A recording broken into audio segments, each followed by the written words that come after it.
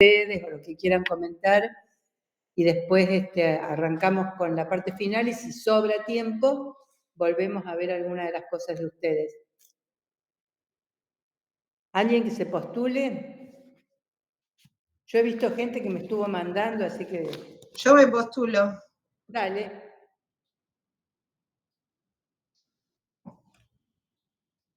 ¿Comparto pantalla o algo así? Dale, por favor, sí. Tenés que... Igual se puede compartir muchas pantallas en simultáneo. Sí, mira, Sí. no lo sabía. Ténganme piedad. Bueno,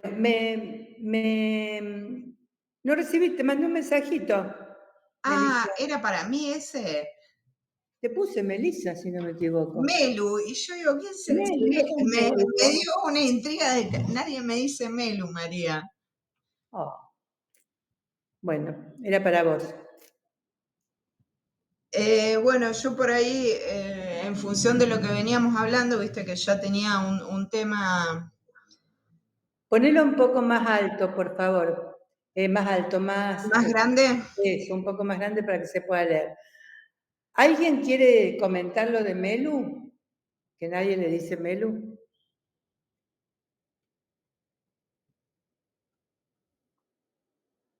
No, pero ya sé que lo vamos a leer todo. Si alguien quiere estar más atento que los demás para comentarlo. Nadie lo conoce, nadie, Vero.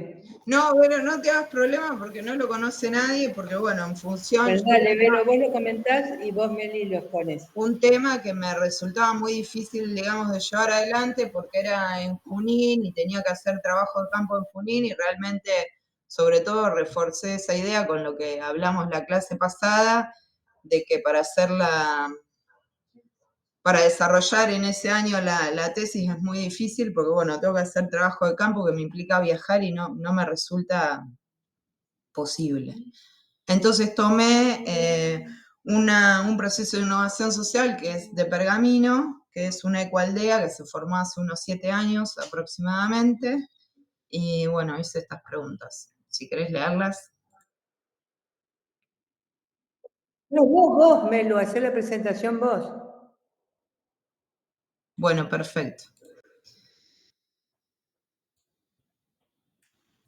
Las preguntas de investigación serían: ¿cómo se caracteriza el proceso de innovación social vinculado a la creación de la ecoaldea Yersa de Pergamino?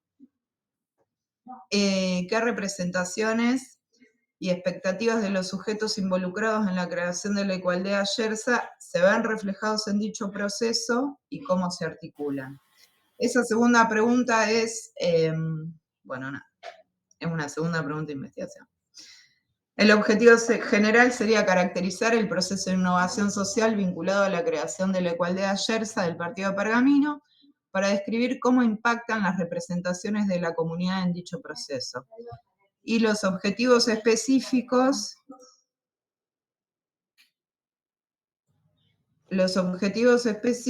serían determinar unidades de análisis necesarias para la caracterización de una innovación social, describir el proceso de creación y desarrollo de la ecoaldea Yersa de Pergamino, identificar las representaciones y expectativas de los sujetos actuantes en torno a la creación de la comunidad perteneciente a la ecoaldea y analizar cómo las representaciones de los sujetos se articulan e influyen en el proceso de innovación social. Sería en este proceso de innovación social porque a mí lo que me interesa es ese proceso puntualmente.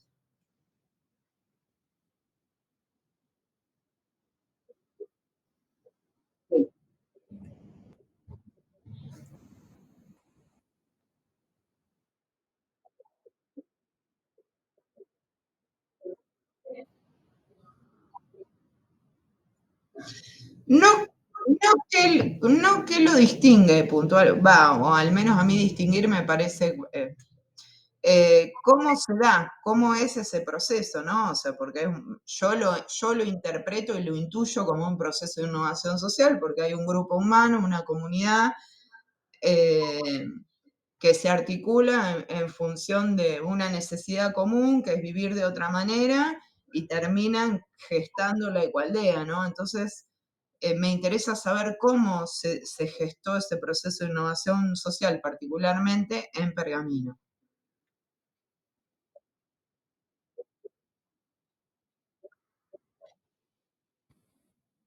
¿De qué puntualmente? De ese proceso no, o sea, yo puedo hablar de otros, no sé, de otras ecoaldeas, puedo hablar de innovación social, pero no de la acaecida puntualmente en Pergamino, o de sus particularidades, por eso me parece interesante caracterizar ese proceso.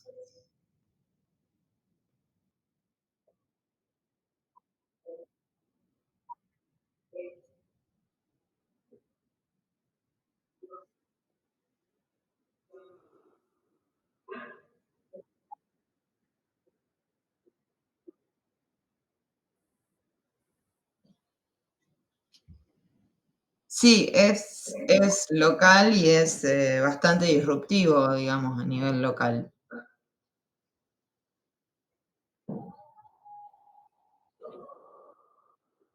No hay, o sea, o es muy innovador, es la primera ecoaldea del partido y no hay, al menos en la región, comunidades del mismo tipo o ecoaldeas, porque en realidad existen las ecoaldeas, pero no cerca.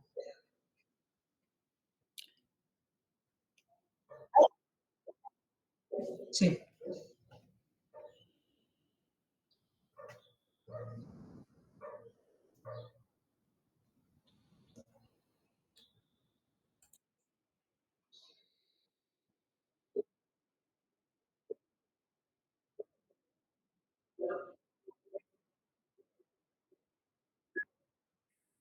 Claro, justamente lo que contaba un poquito al principio es eso, que yo cambié de tema porque me es mucho más accesible, o sea, es un espacio accesible para mí la ecoaldea y las familias que viven ahí.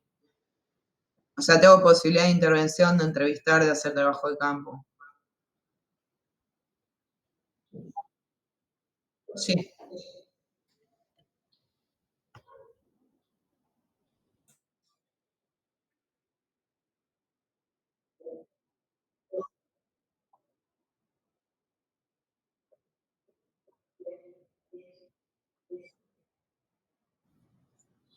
No, no, para nada, me falta un montón de lectura para eso, pero en realidad yo investigaría cómo se dan o cómo se caracterizan en general los procesos de innovación social para poder hacer una matriz y analizar este puntualmente.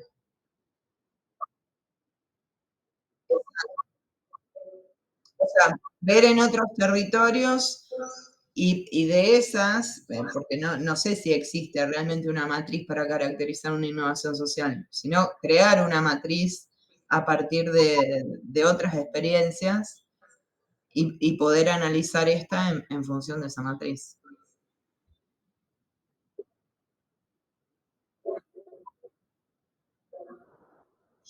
Creo que tomaría ecoaldeas.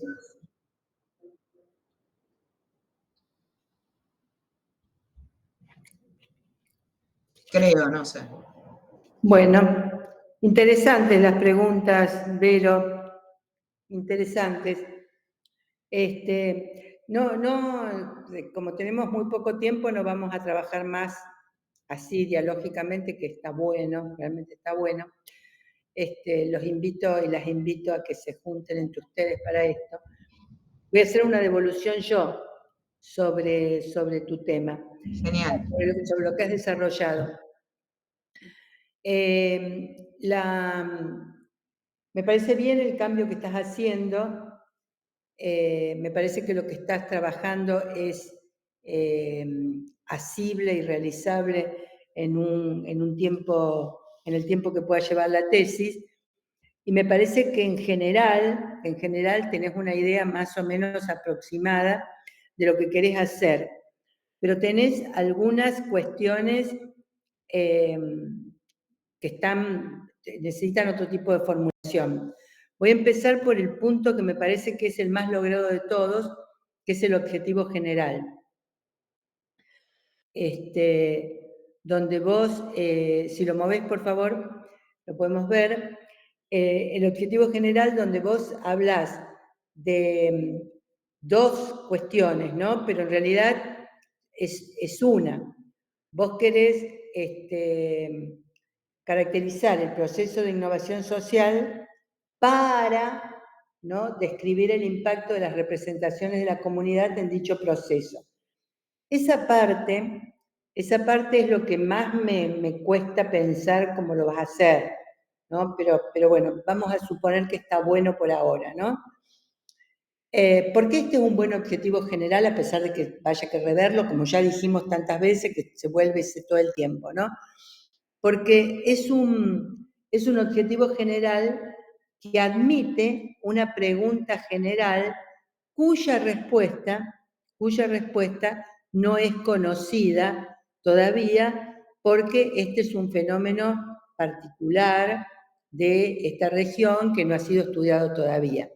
En el caso de que hubiera sido estudiado, obviamente, si fue estudiado en ese mismo punto específico, habría que hacer otra pregunta, ¿no?, contraponiendo lo que ya se dijo con lo que vos vas a decir, y si se ha estudiado, pero no en relación con este punto específico, que son las representaciones, cabría aclararlo, ¿no? Hay otros estudios, pero los que hay no se centran en esto, etcétera, etcétera. Ahora bien, por eso te pedía que hicieras la matriz. Si tu objetivo general es caracterizar el proceso de innovación social vinculado a la creación de la ecoaldea para describir cómo impacta la representación de la comunidad en dicho proceso, ¿cuál es la pregunta a ese objetivo? Vamos a tus preguntas. ¿Cómo impactan las representaciones de los sujetos en el proceso de innovación social de la ecoaldea de Pergamino? Esa sería tu pregunta. Claro, y yo puse cómo se caracteriza el proceso de innovación social. Claro. Y primero que haces dos preguntas de investigación y no haces una pregunta general de la que se desagreguen preguntas de investigación. El objetivo está bien. Ahora, ese objetivo general le corresponde una pregunta general, que es, para mí, ¿no?, tiene que preguntarse, ¿no?, cómo impactan las representaciones y expectativas de los sujetos implicados en la creación de la cosa en el proceso de innovación social, ¿no?, etcétera. ¿Y cómo se articulan? O sea, la primera pregunta, ¿cómo se caracteriza el proceso de innovación social vinculado a la creación de la ecoaldea? Es una pregunta que está muy en el aire, porque cuando yo pregunto cómo se caracteriza el proceso de innovación, entonces yo te contesto, bueno, para caracterizar el proceso de innovación social vinculado a la creación de la ecoaldea tengo que tener en cuenta tales y tales conceptos. Yo estoy respondiendo a tu pregunta de investigación, pero en realidad estoy respondiendo a una pregunta de conocimiento. Cuando yo pregunto cómo se caracteriza algo, estoy preguntando cómo tengo que hacerlo. Y eso vos lo tenés que saber porque está en la literatura, ¿no? O verlo. En cambio, una pregunta de investigación, me parece, no pregunta general, pero sí pregunta específica, que sí o sí podrías hacerte, es qué rasgos de innovación social están presentes en la ecoaldea de Ayerza del Partido del Pergamino. Esa me parece que es una pregunta puntual que da como resultado algo nuevo y que te sirve como insumo, porque si resulta que no hay ningún proceso de innovación social ahí, ningún rasgo, o eso te pone en dos caminos, o hay que rever los rasgos e incorporar uno nuevo, o no es un proceso de innovación social, ¿no? Entonces, yo revería la pregunta de investigación a la luz del objetivo general, que me parece mejor. Igual hay problemas ahí, bueno, hay problemas, hay cosas que tener en cuenta. Si yo me pregunto representación y expectativas, me estoy preguntando dos cosas diferentes y que se estudian de distinta manera. Las representaciones sociales es un concepto, ¿no?, que tiene autores, que hay que trabajarlos y buscarlos, Y las expectativas sociales son diferentes a las representaciones. O sea, muchas veces, bueno, sin ir más lejos, las representaciones sociales en este momento que tiene la clase media porteña, para poner una cosa general, respecto de la situación política anterior y presente, etcétera, es un tipo de constructo, y las expectativas que la clase media es otro tipo de constructo, que se averigua de distinta manera, ¿no? En uno tengo que hacer un análisis de las cosas que dicen, cómo las dicen, etcétera. En cuanto a las expectativas, tengo que preguntarle concretamente cuáles son y cómo organizarlas. Entonces, no conviene en una pregunta de investigación poner dos constructos tan diferentes, ¿no? A lo mejor hay que buscar algo que los englobe y después separar una pregunta sobre las representaciones y otra pregunta sobre las expectativas. Pero a lo mejor estoy hilando muy fino acá, díganme ustedes. Pero sí quiero ir.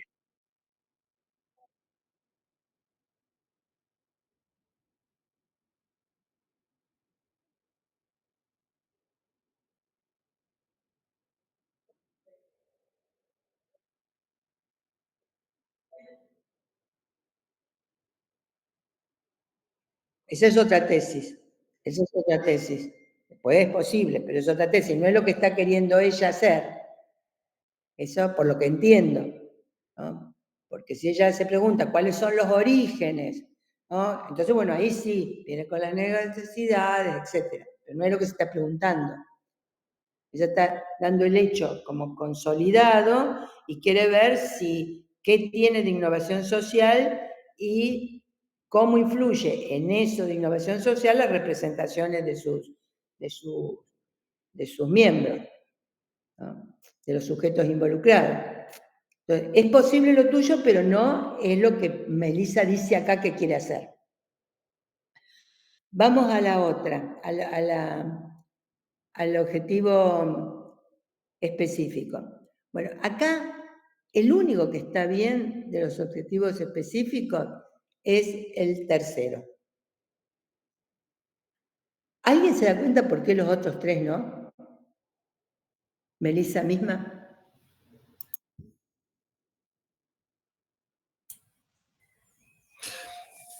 ¿Puedo decir algo? Sí.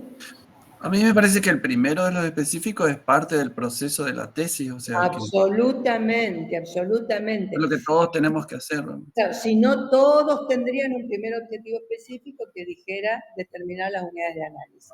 Ese no es un objetivo de la tesis. Ese es algo que vos tenés que hacer, es una tarea. Los objetivos de la tesis son los resultados concretos. Entonces sí, va a haber una parte donde vos vas a identificar las representaciones y expectativas, que yo te recomiendo separarlas porque son... ¿Por qué te recomiendo separarlas? Porque son dos instrumentos de análisis diferentes. ¿Cómo vas a analizar las representaciones y cómo vas a analizar las expectativas? Yo les decía que cuando uno tiene bien pensados los objetivos, está pensando ya cómo hacerlo. Entonces, cuando yo digo identificar representaciones y expectativas, me pregunto ya con qué instrumento voy a hacer eso.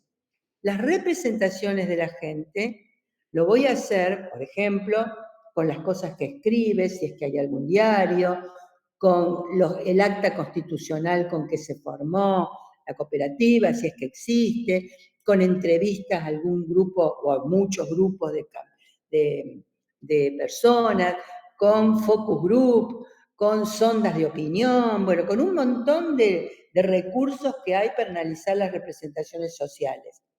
Pero las expectativas se las tengo que preguntar. Eso, para preguntárselo, el mejor método es hacer una encuesta sobre qué es lo que esperan, bla, bla, bla, bla, bla, bla. Entonces, cuando van a poner en juego herramientas diferentes, a veces se ponen, suponete, si estamos analizando representaciones, vos podés analizar representaciones usando 3 herramientas en lugar de una sola. Eso está bueno porque cuanto más herramientas pongas para describir o para llegar a un resultado, más confiable es el resultado.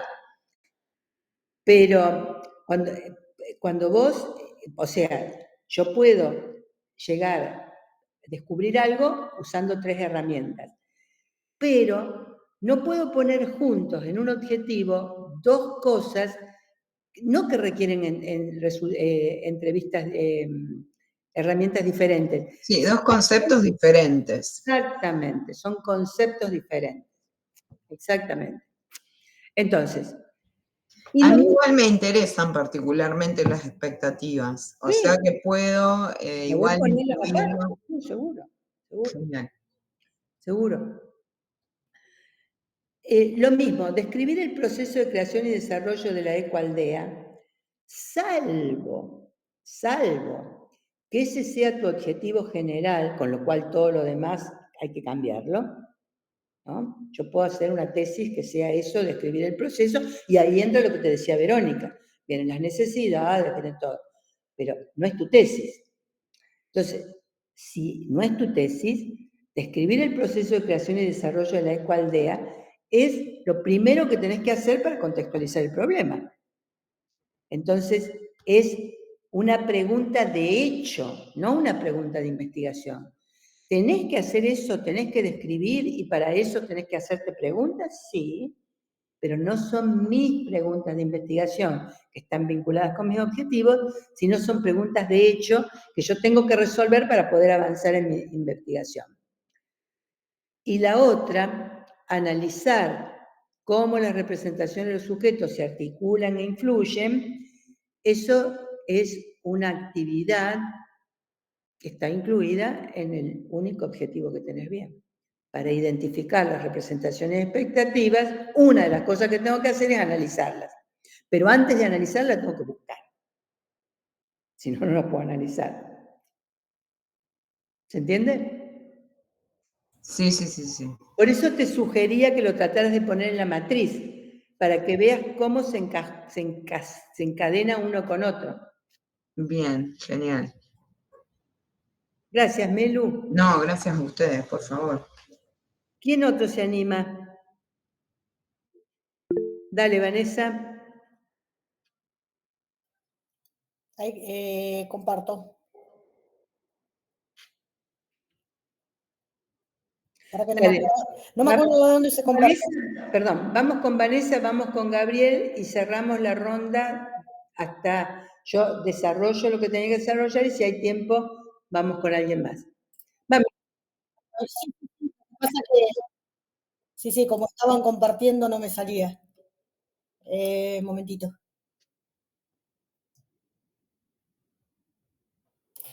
Debería yo ingresar a Illustrator, no es fácil, ¿no?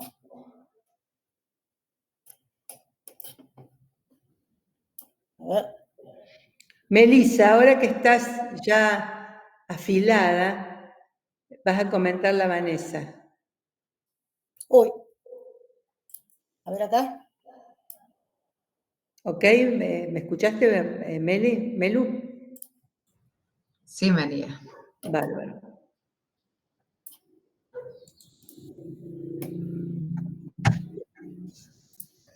¿Se ve? Sí, pero no. Chiquito, Vane, si lo puedes agrandar, sí. ¿Ahí se agranda? ¿Se está agrandando? Sí, sí. Bueno. Un poquito más. Sí. Genial. Bien. Bueno, el planteamiento sería el nuevo rol del diseñador gráfico ante la irrupción de la IA, la inteligencia artificial, oportunidad inédita o crisis final. Ese título lo puse como que no estoy segura para dónde va a virar todo. Perdón que te interrumpa, Vanessa. Una consigna para todos y todas. Cuando exponemos, o sea, me parece bárbaro, sos la primera que me manda un texto completo. Bienvenida. Pero cuando exponemos, que tenemos un tiempo muy acotado, no podemos abarcar todo. Centrate en algo. Yo después lo voy a corregir, pero ahora centrate en algo para discutir. Bien, pero presento el problema, o sea, Lo que quieras, centrate el problema, las preguntas, los objetivos, lo que quieras, pero no todo. Bueno, la presente tesis se plantea repensar el rol o los roles del diseñador gráfico ante la irrupción de la inteligencia artificial, que, bueno, la explico un poquito, es como que ya está ante nosotros, pero que yo creo va a reconfigurar el trabajo del DG, y lo quería como circunscribir a esta región del noroeste de la provincia de Buenos Aires, haciendo como una investigación de lo que está afectando en el momento y, o sea, me traba un poco el tema de que no quiero hacer futurología, como que no quiero como imaginar escenarios futuros de qué va a pasar con la inteligencia artificial, sino hacer más que nada como una investigación del estado en cuestión ahora, de cuánto utilizamos de la inteligencia artificial, de cómo puede reconfigurar nuestro trabajo diario, de cómo puede automatizar tareas, etc. Acá yo me hacía algunas preguntas. Cómo puede transformar, por ejemplo, está como medio largo, pero bueno, voy a tratar de leer menos. No, está bien, está bien. Proceso de investigación, por un lado, dentro del trabajo del diseñador gráfico, ¿no? El proceso de investigación, bueno, y después podría ser también la generación de ideas o el trabajo en sí. La segunda ya la eliminé en mi mente porque me metía como muy amplio en investigar qué efecto va a causar en los clientes nuestros el tema de que estemos usando inteligencia artificial. Sí me parece interesante investigar sobre todo lo que ayuda a trabajar más rápido y automatizar tareas, como para empezar a pensar el nuevo rol, si sacamos todo este tiempo que perdemos en algo que la inteligencia artificial lo está solucionando en segundos, si esto va a afectar así como a la particularidad de cada diseñador en cuanto a su estética, y ¿no? Como si se va como a masificar, como que todos hacemos lo mismo. Y después también me interesaba investigar un poco qué se está haciendo en cuanto a las carreras de diseño, o cómo por ahí podrían empezar a pensar que esto es un tema que tiene que estar en los programas, y que, no sé, bueno, esto ya es como una opinión muy personal, ¿no? A veces veo que estamos enseñando, bueno, yo ya no enseño más, pero están enseñando a pintar sobre un papel y hacer, no sé, grabado, cuando la inteligencia artificial y el laburo en sí, la realidad del trabajo actual va por otro lado. Va por la velocidad, va por Bárbaro. cuestiones. Melu, Sí. A mí, Male, me dio la sensación como que hay 7 tesis, más o menos. Como son muchísimos temas, ¿cuánto tiempo? Un año para 7 tesis es medio poco. a ver el objetivo general. Ah, A perdón. ver el objetivo general. ¿Lo están viendo? Sí. Averiguar con profundidad tanto los beneficios como las posibles limitaciones del uso de la inteligencia artificial en el flujo de trabajo de los diseñadores gráficos, proporcionando un análisis completo sobre cómo esta tecnología está transformando la industria y cómo se reconfigurará el rol del diseñador gráfico.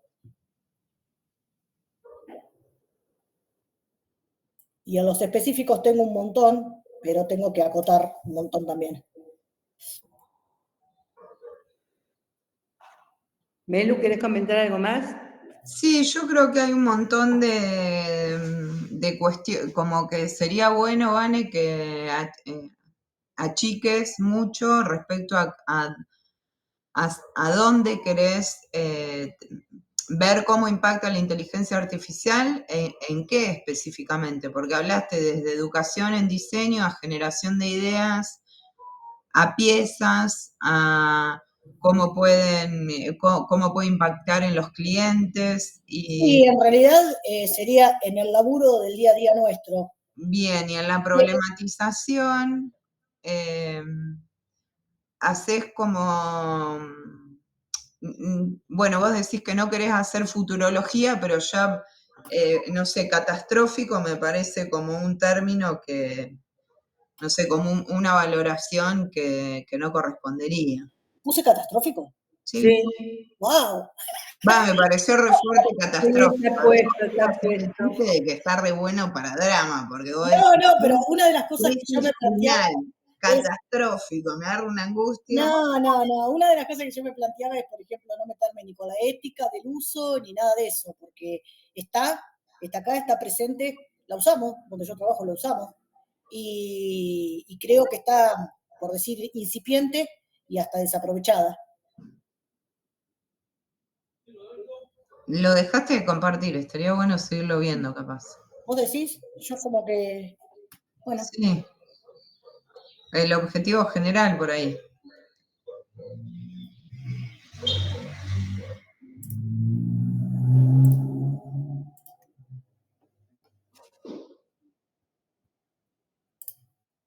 Ahí voy, ¿eh? ¿Lo ves? En general. Sí, se ve. Ahora sí.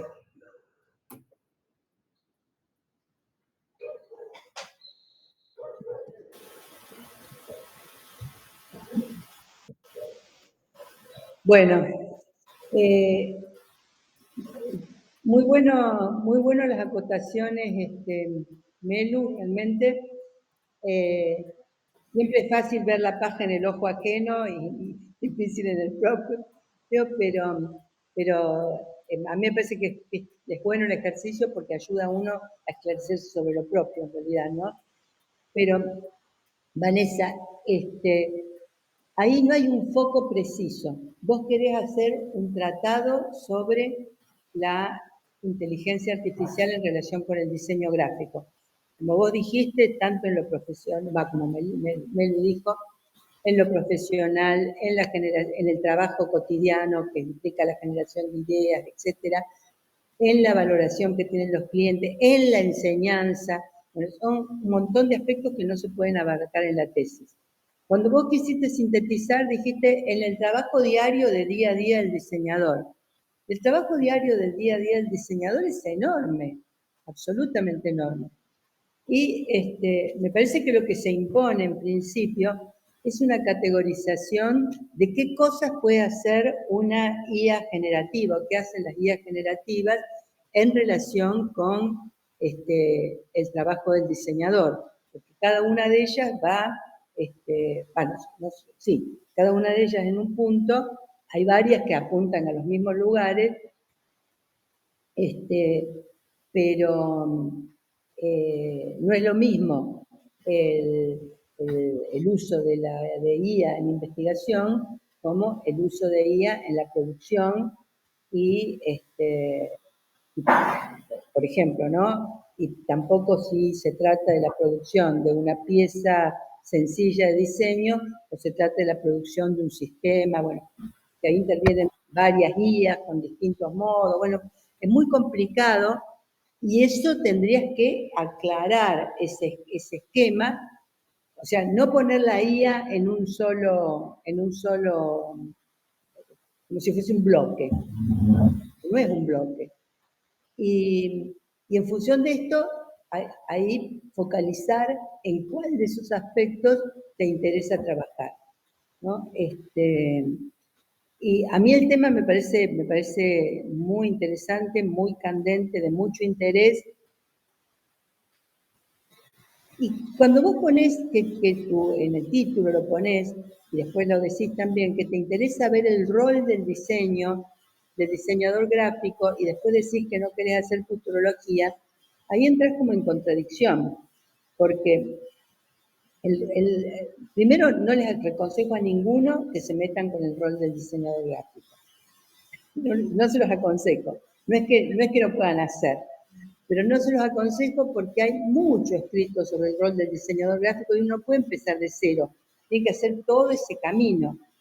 Entonces, bueno,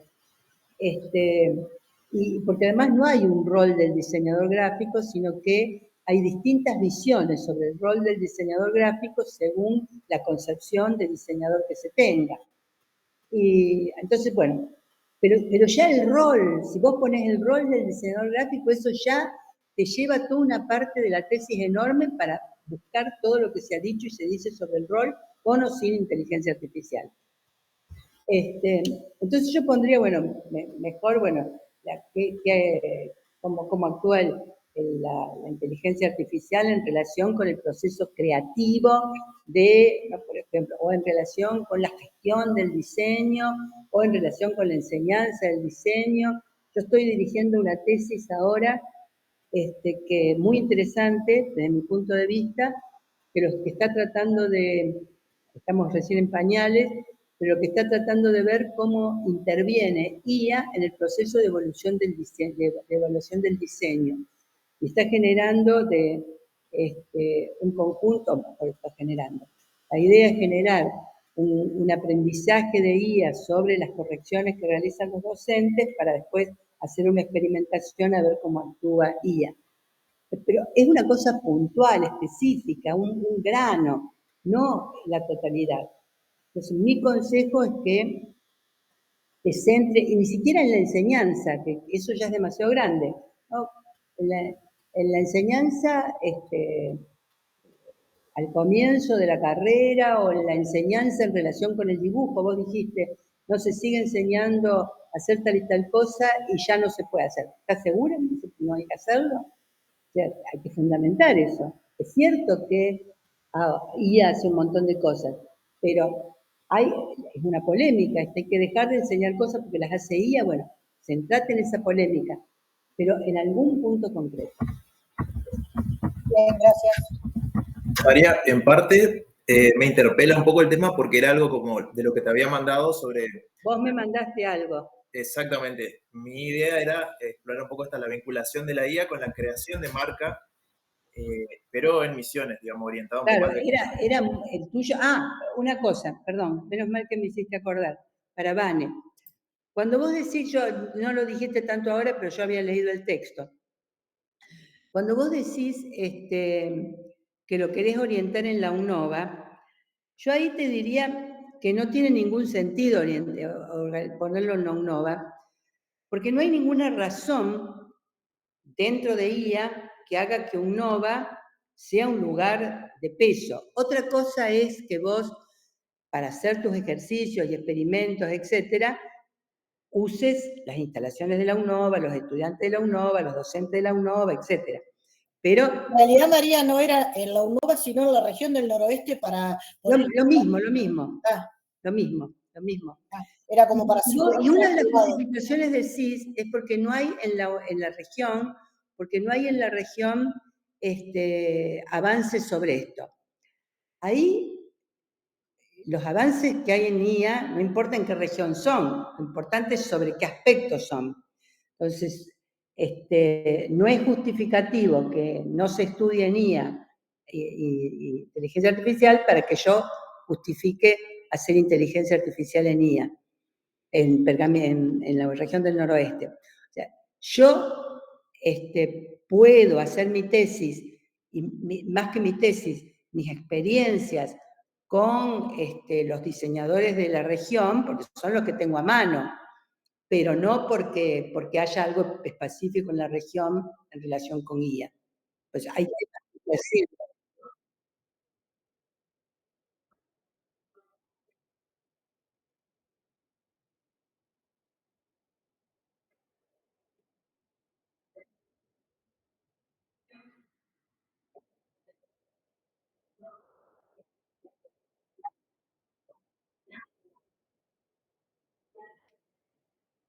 Yo no te lo recomendaría nunca ese tema de tesis, porque nunca, pero te digo qué tema de tesis no recomendaría nunca. Un tema de tesis es decir, si favorecería a los estudiantes hacer esto o esto. Porque para ver si lo favorece o no, yo tengo que contrastar dos grupos. Uno que enseño con inteligencia artificial y otro que no enseño con inteligencia artificial. Y además de eso, tengo que verlo en el tiempo. O sea, para mirar si realmente favoreció, tengo que por lo menos darme un plazo de 2 años.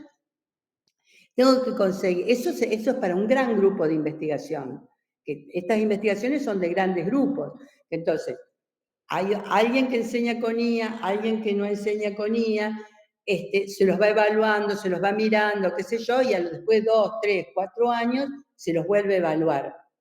Pero en una tesis que se tiene que resolver en poco tiempo, no es un tema, no es que sea mal tema, no es adecuado para una tesis de maestría. Eso. Discúlpame, Fede, que No, está bien. Igual, de cualquier manera, le toca a Gabriel, me parece, ahora exponer su tema. No, pero vos estabas haciendo una pregunta. Ah, no, sí, yo estaba hablando sobre que o sea, me interpela el tema porque quería hablar de la vinculación que hay de la IA con la creación de marca específicamente. O sea, Bien, ahí iba dirigido mi está bueno, interés, digamos. pero ahí tenés que armar, yo creo que es posible, y me parece que es posible ahí sí que tomes como excusa la marca de Oberá. Es el ejemplo que no sé si estabas cuando daba un ejemplo hace un rato, que sería un ejemplo en el cual vos tomás Oberá porque podrías tomar cualquiera, pero en realidad tus conclusiones no son sobre Oberá, sino son sobre IA en general. Pero para hacer eso, vos tenés que tener primero bueno, primero tenés que conocer IA, vos me dijiste que conocías, pero tenés que tener todo un planteo acerca de cuáles son los procesos de creación de marca que se pueden realizar con IA y cómo, y qué sé yo. Sí, es un tema, ese sí es posible.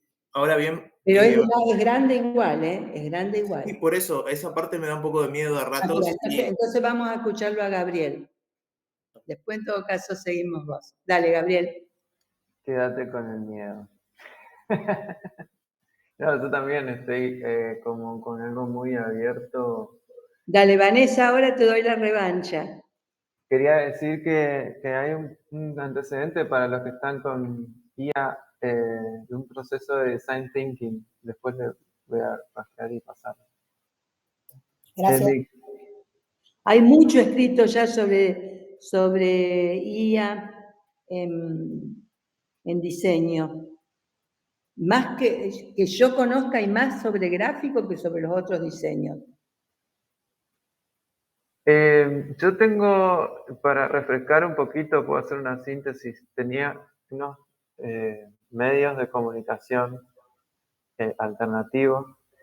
Mi intención es hacer un análisis de la utilización de los recursos digitales. Acá tenía estos que son hipertextuales, multimedia interactivos, en medios de comunicación digital alternativos, estoy leyendo el objetivo, para la elaboración de un caso modelo de optimización de tales recursos aplicados a proyectos experimentales orientados a la innovación social. Son casos que son alternativos desde ciertos criterios para la definición de contenido y de noticiabilidad, es decir, son medios o comunitarios o que son de alguna manera contrahegemónicos. Mi pregunta, estuve armando acá un poco las preguntas, ¿de qué manera se vinculan la estrategia del medio con sus características alternativas y su perfil innovador a su aplicación práctica de recursos digitales? Esto sería como la general y desagregar cuál es la relación entre la propuesta estratégica y el posicionamiento ideológico del medio con su modelo de gestión de contenido. La idea es como reconstruir cómo es esa relación. Acá listé un poco esta bajada. Y más adelante poder proponer una serie de recomendaciones para un medio que tenga esas características, con una cierta hipótesis de que hay un reflejo, hay una coherencia entre lo alternativo que caracteriza al medio, su estrategia y su perfil ideológico, y una intencionalidad de aplicar herramientas de innovación, digamos. Como la hipótesis está orientada no es una hipótesis, pero es como una corazonada todavía de que al ser alternativos y hacer medios más chicos que los medios hegemónicos, que los grandes medios, tienen que desarrollar estrategias más innovadoras o más creativas y que también hay como una serie de cuestiones que hacen a que de alguna manera se propicie un cierto espacio de experimentación.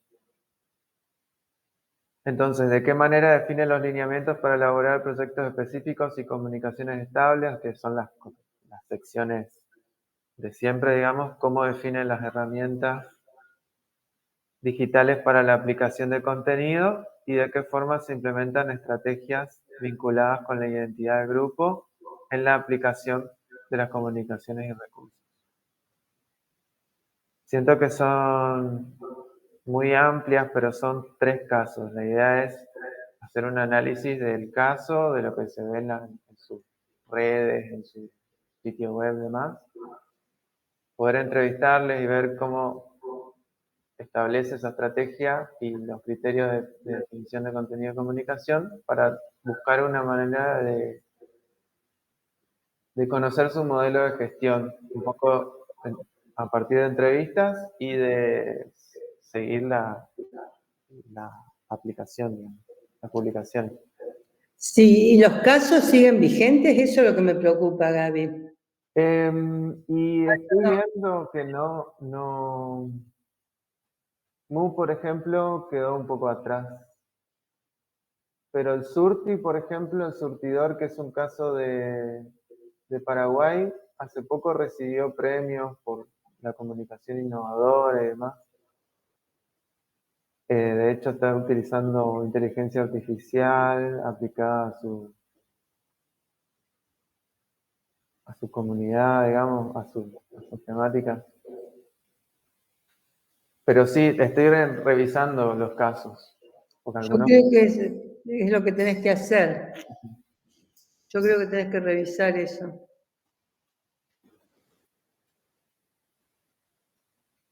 De hecho, tengo la duda porque, por ejemplo, hay un festival que se llama Mediamorfosis, en donde hay un montón de casos que todavía no entré a sondear mucho,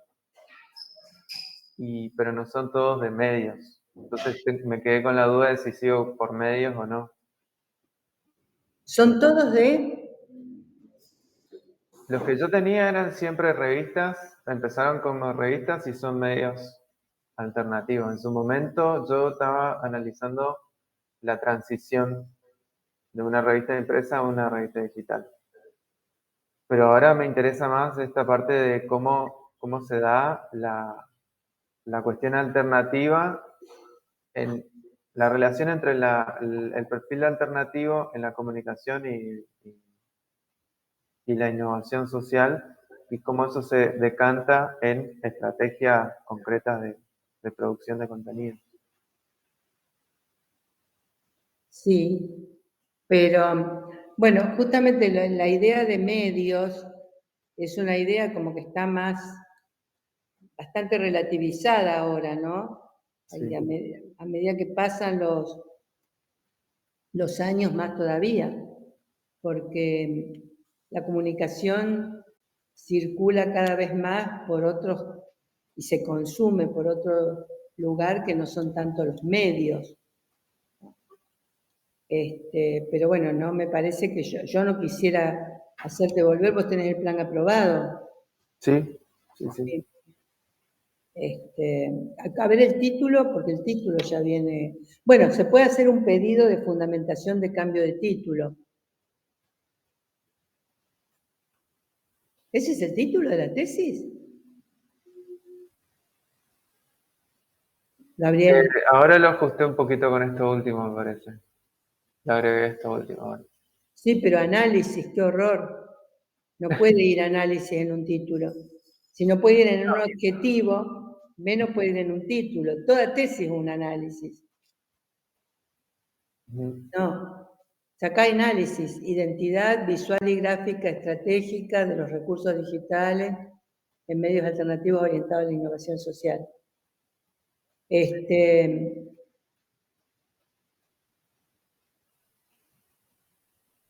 Yo revería los casos. Y después, al desarrollo de la tesis, plantearía más claramente esto que te interesa a vos ahora. Una cosa que tienen que saber aquellos que tienen el plan aprobado. La única vinculación que tiene ese plan aprobado con la tesis es el título. Si se cambia el título, hay que pedir el cambio que la UNOVA cambie el título, que haya una reunión para cambiar el título. Pero el plan no. O sea que ustedes no tienen por qué seguir este plan, ¿no? Les sirve de guía, qué sé yo, pero vos todo lo que quieras cambiar de esto, cuando hagas la tesis, vos no tenés que presentar nada, ni a mí ni a nadie ahora, porque nadie te va a aprobar este seminario porque lo tenés aprobado. Entonces, a mí si me querés, pero no para que te evalúes, sino para seguir charlando, etcétera. Entonces, vos tenés que empezar a escribir la tesis y empezar a escribirla a tu aire.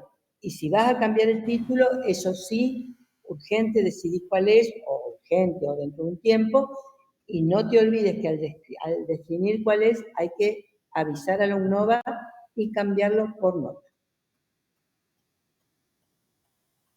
Sí. Bueno, ahora sí tenemos tiempo para Fede. Te pregunto algo. Sí. ¿Vos me decís rever los casos en función de qué? En función de que han pasado como 4 años desde que lo buscaste. Pero, o sea, ¿con qué criterio selecciono? Lo mismo, digamos, sigo tema de medios, ¿qué me recomendás? Si sigo con medios, o reviso también ese criterio de definición de medios, o me enfoco en comunicación alternativa. Sí, pero ojo que te va. Bueno, con ese título te va. Sí, sería mejor. Si se puede volar la parte de medios porque no está en el título, mejor. Sí. Ok. Pero tenés que rever todo esto entonces.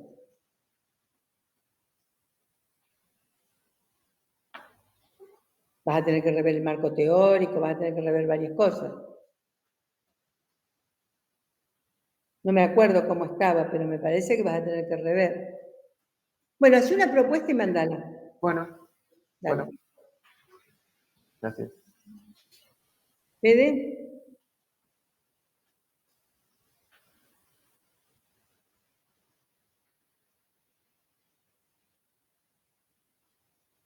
No está o no escucha. ¿Alguien más? Nos quedan 5 minutos. ¿Alguien más quiere...? Sí, quería exportar como PDF, así lo pueden ver todos. Ahí va. Quiero ver si lo puedo compartir por acá.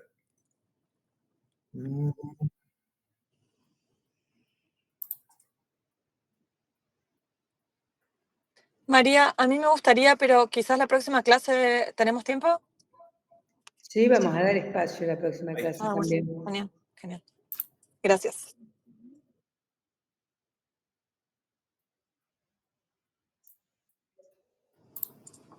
El cuadro en formato cuadro, pero con una introducción que lo contextualice. Bárbaro, buenísimo.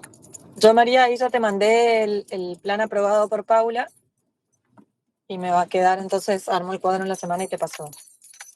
No te entendí. Que te decía que ahí ya te mandé al email el plan de tesis aprobado por Paula en octubre del 2022. Bien, y entonces... Y voy a preparar el cuadro para mandarte durante la semana. Pero si lo tenés aprobado por Paula, ¿tenés el seminario aprobado? Sí. Y te reenvié el mail donde ella me da la nota. Bien, no tenés que rendirlo de nuevo. No, pero igual me sirven las clases. Me están recibiendo. Estoy re chocha, así que sí. Si puedo seguir con las clases, sigo con las clases. Y de todas maneras quería que le pegues una mirada cuando puedas y preparo el cuadro.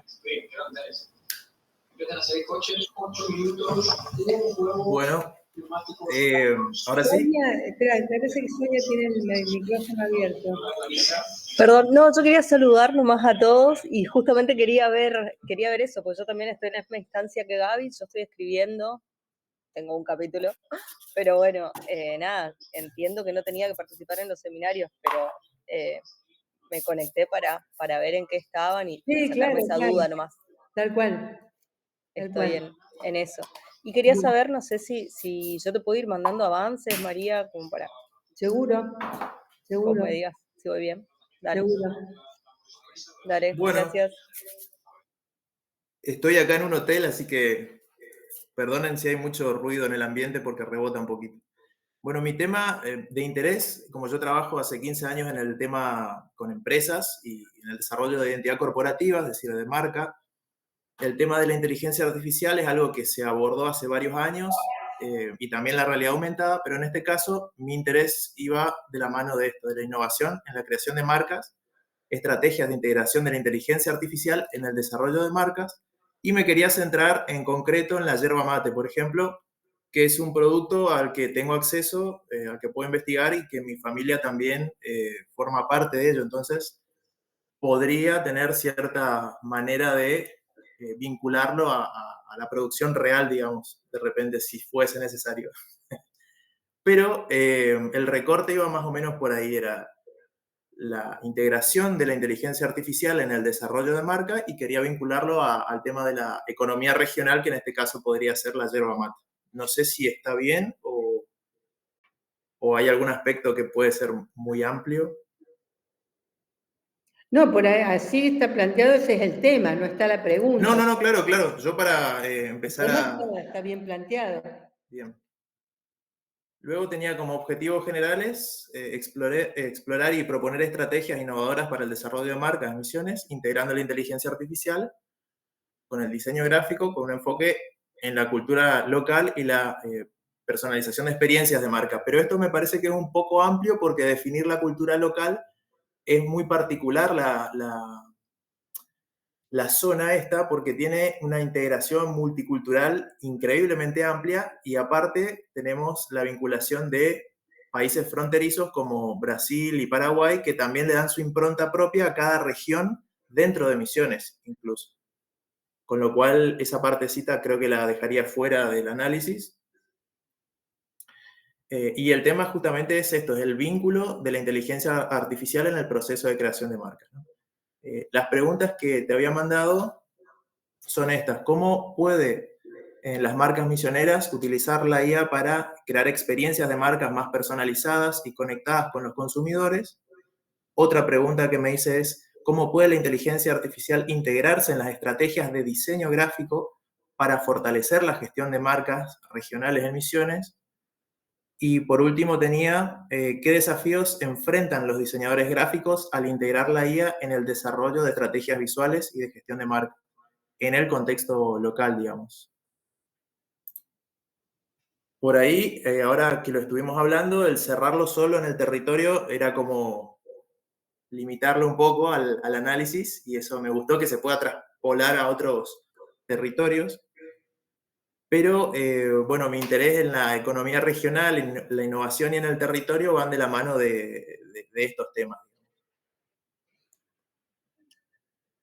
Bueno, a mí el tema me parece Sí. interesante, pero me parece que el foco todavía está confuso. O sea, fíjate las tres preguntas que haces. ¿Cómo pueden las marcas misioneras? O sea, tu pregunta es, el sujeto es la marca. Claro. En la segunda pregunta, ¿cómo puede la IA? El sujeto es la inteligencia artificial. Claro. Y en la tercera, preguntás, ¿qué desafíos enfrentan los diseñadores? Con lo cual el sujeto son los diseñadores. Claro. Entonces vas a las marcas, como en la cuestión de lo regional, en la IA, la cuestión técnica, digamos, ¿no? Y la tercera, cómo afecta al diseñador. Son tres tesis ahí. Claro. Con tres focos. Por eso insisto en la matriz de consistencia. No es que sean coherentes, no es que estén uno abajo de otro, sino que la resolución de uno me lleve al otro y que sumado los tres me den la pregunta principal. O sea, es una cuestión casi matemática, algorítmica. Claro. O sea, Sí, pues, tal vez nos cuesta un poco, o en mi caso particular me cuesta focalizar un poco, porque hay demasiadas cosas que uno tal vez quisiera investigar, analizar, o muchos planteos, y se pierde un poco el eje a veces. Sí, yo creo que hay algo de eso, pero también creo que hay algo que yo no alcanzo a transmitir, no sé por qué, a lo mejor porque no se trata de transmitir, pero no alcanzo a transmitir sobre de qué se trata esta congruencia. Porque fíjense que tanto Vanessa como Melissa ya habían hecho el trabajo. y no vieron ninguna necesidad de tratar de aplicarle la matriz. Lo presentaron tal como lo habían mandado. O sea, porque no entendieron, no estoy culpándolas a ella, ¿no? Sino estoy mostrando lo que pasa. No se entiende todavía esta idea de sistema que hay entre las preguntas y los adjetivos. Sí, no lo hemos podido madurar, digamos, Claro, al vínculo. tal cual. O sea, yo no puedo hacer 3 preguntas que vaya una a la marca, otra a la IA y otra a los diseñadores. No puedo. Tienen que ser todas sobre una sola cosa. Sí. Sufrí una esquizofrenia a mí.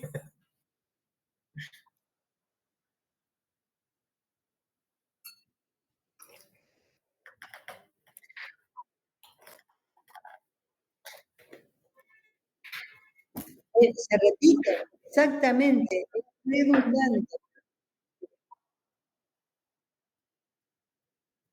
Es redundante porque una pregunta, el otro responde, ¿no? O sea, si yo pregunto qué hora es, ustedes me contestan la hora que es, o sea, lo decimos más corto, ¿no? Pero la respuesta es, la hora es tal. O sea, hay una repetición.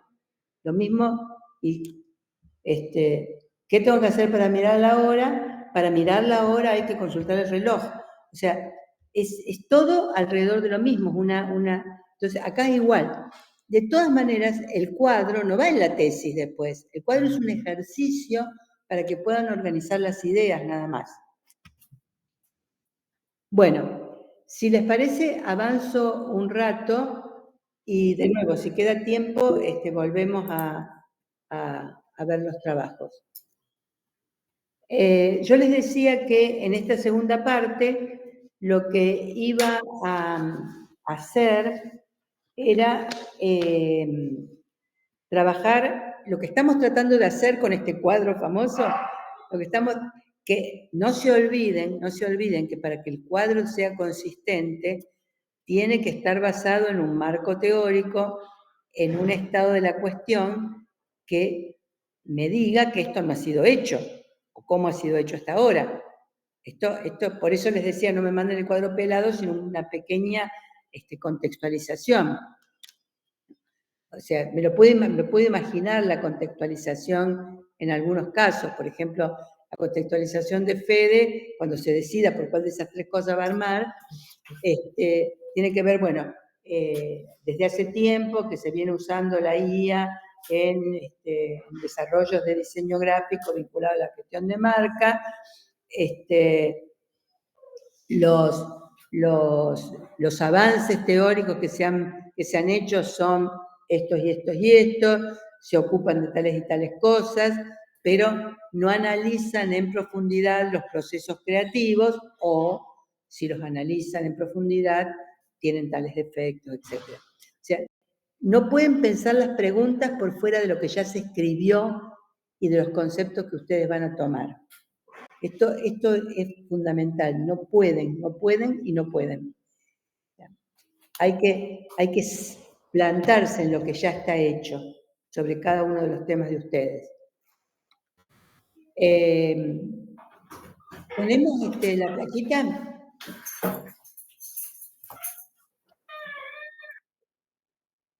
Dale.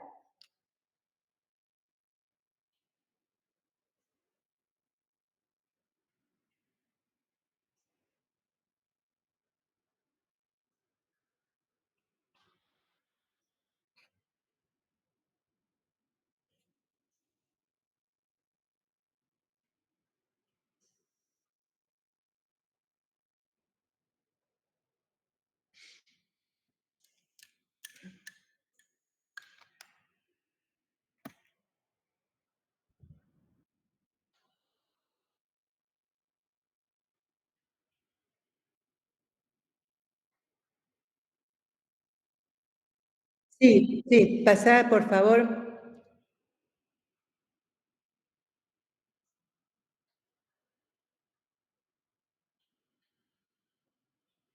Ahí está la famosa matriz, para los que no la vieron.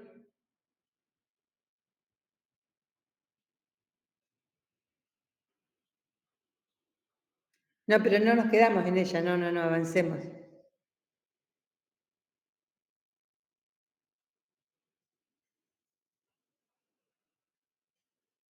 Avancemos.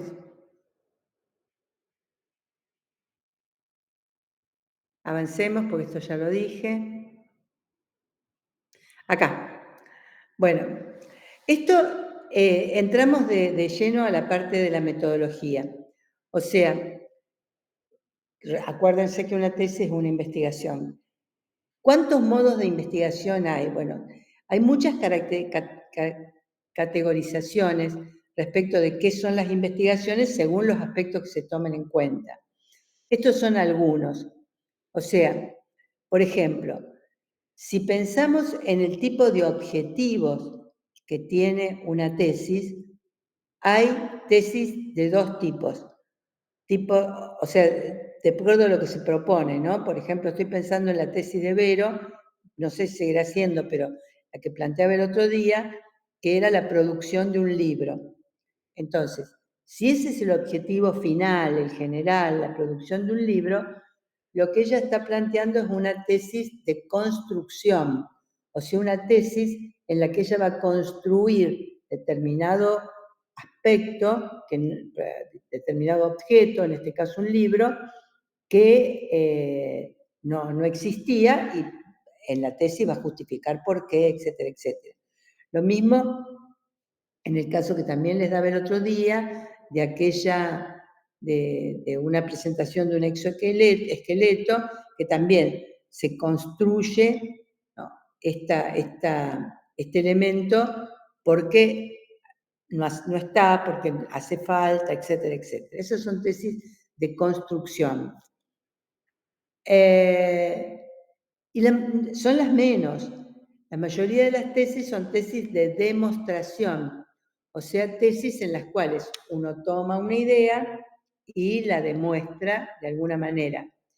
Y la puede demostrar ya sea en distintos niveles. O sea, un primer nivel es solamente explorar el campo y decir alguna cuestión sobre eso. Y otra cuestión mayor es cuando uno explica por qué pasa lo que pasa, ¿no? O sea, que yo diga que, tomando el tema de Melissa, que las representaciones que hay en esa colonia, en esa ecocolonia que quiere trabajar, las representaciones sociales son tales y tales y tales, ahí estoy describiendo, y otra cosa es cuando digo las representaciones en esa ecocolonia son tales y tales y tales, y son tales por estas razones. Ahí explico, es otro tipo de tesis. En general, una tesis de maestría puede ser descriptiva, puede ser exploratoria, correlacional es aquella en la que se explica, pero correlacionando varias variables. Pero en general,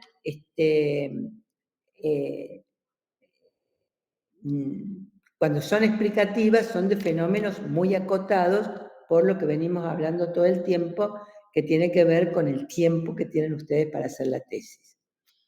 Ahora bien, por el método, o más que por el método, por el proceso mental que se desarrolla para llevar adelante la tesis, pueden haber tesis deductivas, tesis inductivas y tesis hipotético-deductivas.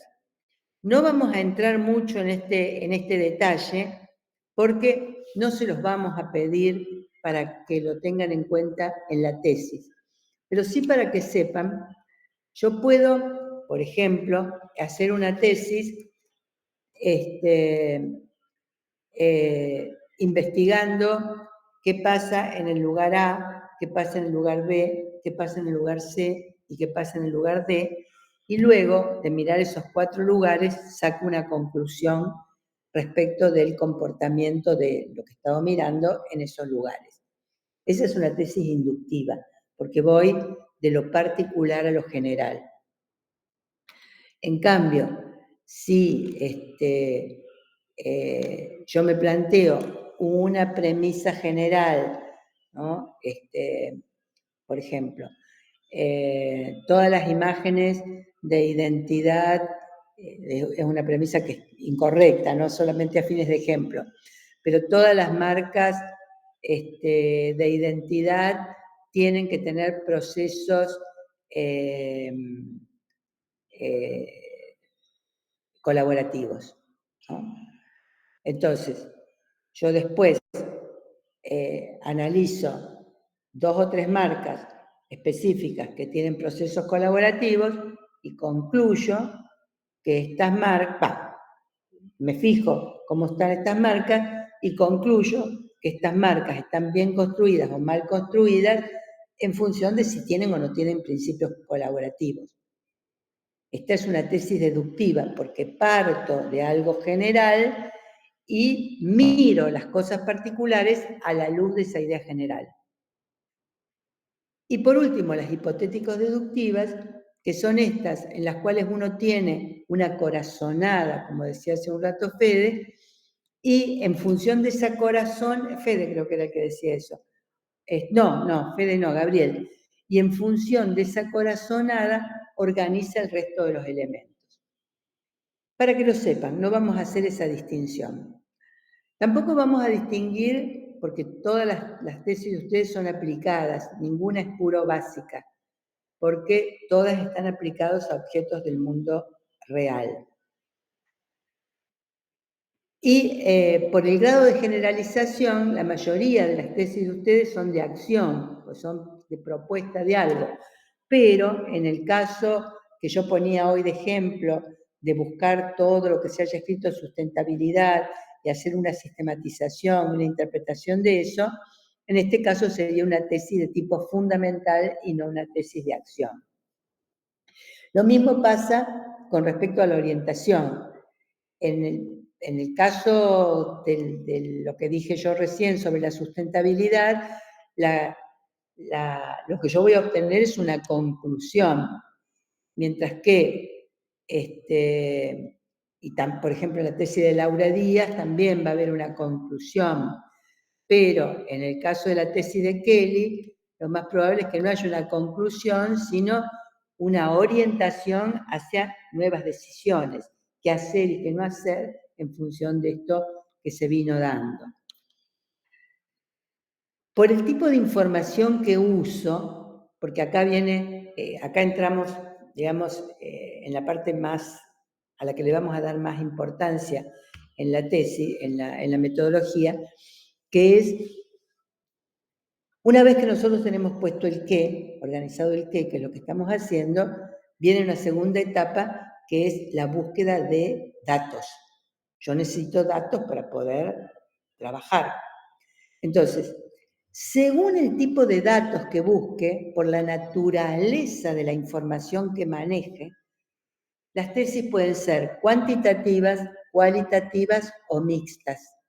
O sea, son cuantitativas cuando los datos que uso son numéricos, cualitativa cuando los datos que uso son datos de un tenor más subjetivo y aproximativo, y generalmente son datos que provienen de producciones de los sujetos, ya sea por dichos que los sujetos hayan hecho o por producciones que hayan escrito o que hayan dibujado o cantado, si voy a analizar el lenguaje musical, ¿no? Entonces, estos son cualitativos. Y por último, si combino ambos, tengo una parte en la que uso datos cuantitativos y en otros cualitativos, entonces la tesis es mixta. La mayoría de las tesis me parece que son de tipo mixto. Por el tipo de muestra, acá es importante, las tesis son de estudio de grupo o de estudio de sujeto único. Pero acá, sí, Silvia. María, te hago una consulta en ese tema. Yo, por ejemplo, si analizo empresas, ahí sería un estudio de grupos si son varias empresas y un estudio de sujeto único si es una sola empresa. Te pregunto porque sí. ahí me confundí. Acá a esto voy. Estudio de grupo, o sea, acá entramos a una cuestión que tiene que ver con el estudio de caso, ¿no? Que lo vamos a ver en más detalle. El estudio de grupo es, como decía Silvia, Si yo tengo un grupo de empresas, entonces un estudio de grupo, ¿no? Por ejemplo, si yo quiero ver cómo es la productividad en la región del noroeste, seguramente, o donde fuere, voy a analizar, voy a tomar en cuenta o todas las empresas que hay ahí, o por lo menos una muestra representativa, ¿no? En el caso, por ejemplo, de la tesis que vimos recién sobre de Gabriel, sobre las producciones o sobre las publicaciones disruptivas, ahí lo que Gabriel toma es un conjunto de producciones que son representativas de un conjunto mayor, ¿no? Entonces, un estudio de grupo. Pero el estudio de un sujeto único, ahí se convierte en un estudio de caso. No todo, la palabra sujeto único no tiene que llevar a pensar que es una sola empresa, ¿no? En general puede haber dos empresas, por ejemplo, o puede haber una parte de una empresa, pero bueno, pero esta es la diferencia que hay grande entre cuando yo tomo de un universo, tomo una muestra, ¿no? 40 revistas de un universo de 100, a cuando elijo algún caso particular por algún motivo específico. Esto lo vamos a ver, tanto lo quali como lo quanti, lo vamos a ver en detalle al trabajar sobre metodología. Y por el periodo de tiempo, vamos a ver si la tesis es transversal o longitudinal, o sea, si atraviesa un momento con un montón de variables, o si las estudia a lo largo. Tampoco vamos a dedicar mucho a esto, porque la mayoría de las de ustedes son tesis transversales, o sea, son tesis que hacen un corte sincrónico, o por lo menos en un periodo muy acotado, no tesis extendidas en el tiempo. Vamos a la que sigue. ¿Hay alguna pregunta sobre esto? Bien, vamos a la que sigue, por favor. Perdón, María. Dale. Quería levantar la manito. Yo tenía una pregunta que obviamente no es tan relevante por lo que has dicho, pero justo hoy citaba una frase de Bea Galán que hablaba de la abducción. ¿Eso es un método científico, digamos, que pueda aplicarse? Exacto. O sea, el método de abducción, mejor dicho, la abducción forma parte del método hipotético deductivo, porque la abducción es la hipótesis. O sea, justamente, el modo de pensamiento que nosotros tenemos se realiza a través de 3 procesos. Un proceso que es la deducción, otro proceso que es la inducción y otro proceso que es la abducción. Cuando yo deduzco es cuando yo tengo una propuesta general y le aplico algunas cuestiones particulares para ir avanzando el conocimiento. El famoso ejemplo, el típico ejemplo de deducción es: todos los hombres son mortales, es una apreciación general que doy por hecho que es válida, doy por hecho que es verdadera, ¿no? Todos los hombres son mortales, una imagen, todas las imágenes de identidad tienen que hacerse desde perspectivas colaborativas, ¿no? O sea, la doy por verdadera, no la pongo en discusión. Y le agrego a eso, un particular y saco una conclusión que también es particular. Entonces digo, todos los hombres son mortales, Sócrates es hombre, por consecuencia, como conclusión, Sócrates es mortal. En el caso de la identidad corporativa, digo, todas las identidades corporativas necesitan métodos colaborativos, Oberá construyó su imagen colaborativa con métodos colaborativos, por consiguiente, es una buena identidad, ¿no? Ese es el método deductivo. El método deductivo es seguro, muy seguro, siempre y cuando la premisa general sea correcta. Pues si la premisa general es un delirio, como el que yo acabo de inventar, entonces todo el razonamiento fracasa. El método inductivo funciona al revés, funciona de mirar muchos particulares, ¿no? O sea, yo veo cómo se comporta tal reacción química en tal ser biológico, veo cómo se comporta tal otro, en tal otro, en tal otro, en tal otro, en tal otro, y finalmente concluyo que todos los seres biológicos, si llego a ver que reaccionan positivamente a este material. Este es el método por excelencia de demostración de las ciencias, ¿no? Sobre todo las ciencias médicas, las ciencias, bueno, inclusive la ciencia social, ¿no? En sus aspectos cuantitativos, ¿no?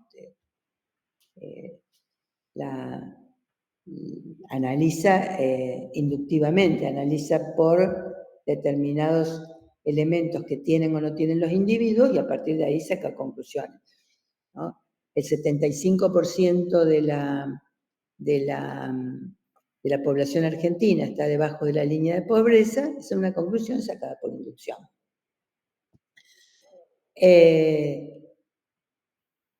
En cambio, la abducción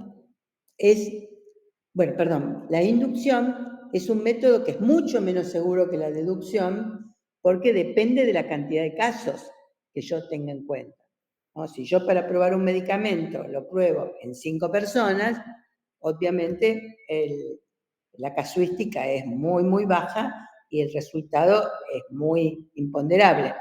Pero si tengo en cuenta en una población de 2.000, 3.000, 4.000 personas, no sé cuánto será el protocolo que está fijado para los médicos, pero una población grande, ahí los resultados son mucho más verdaderos, ¿no? O más cercanos a la verdad, en este sentido de verdadero. En cambio, la abducción es un tipo de pensamiento que no tiene ninguna seguridad, porque consiste en poner en relación dos cosas que parece que se relacionan, pero en realidad lo único que tienen es un rasgo en común, ¿no? Es un rasgo. Entonces, por ejemplo, si yo tengo, voy a poner el ejemplo clásico, ¿no?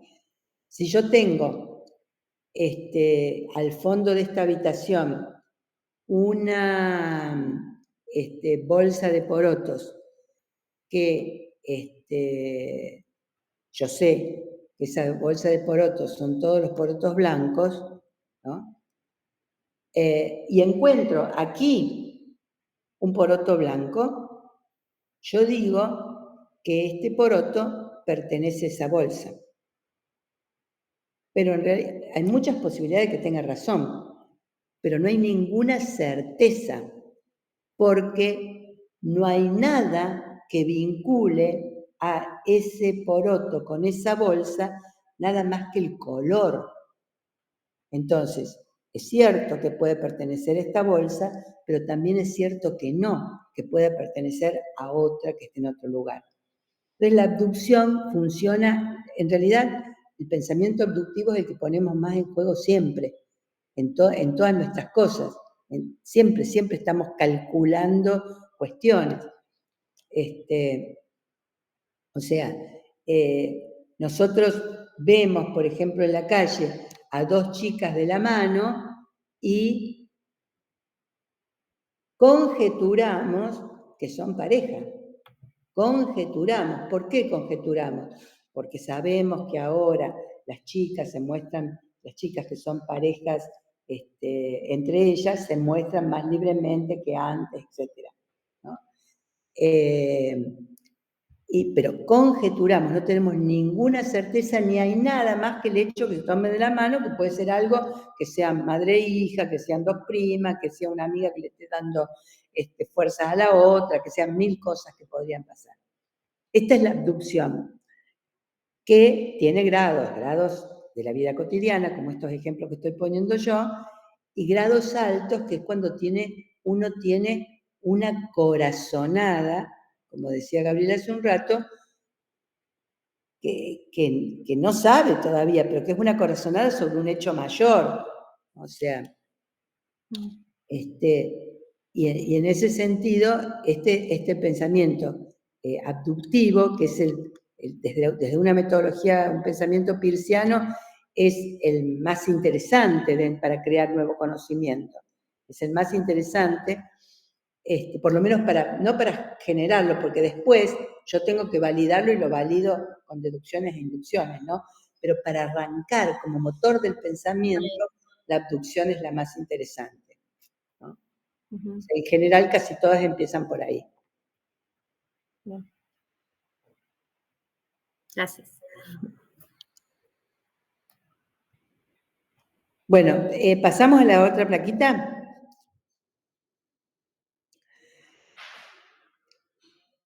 Yo traje acá, de nuevo, la pequeña hoja de ruta, porque me interesaba que tuviéramos en cuenta todo lo que hemos visto y todo lo que nos falta ver. Hemos estado trabajando sobre el planteamiento del problema, que debe incluir la formulación del problema, la justificación de la investigación y, en lo posible, cómo va a ser abordado, ¿no? Y qué impacto está previsto. Pero cuando hablamos de formulación del problema, nos estamos refiriendo a formular la pregunta de investigación, ¿no? Ahora, a partir de esa pregunta de investigación, planteamos los objetivos que, como estuvimos viendo ya desde la clase pasada y ahora de nuevo, se dividen en generales y específicos, y los específicos son un desagregado del objetivo general.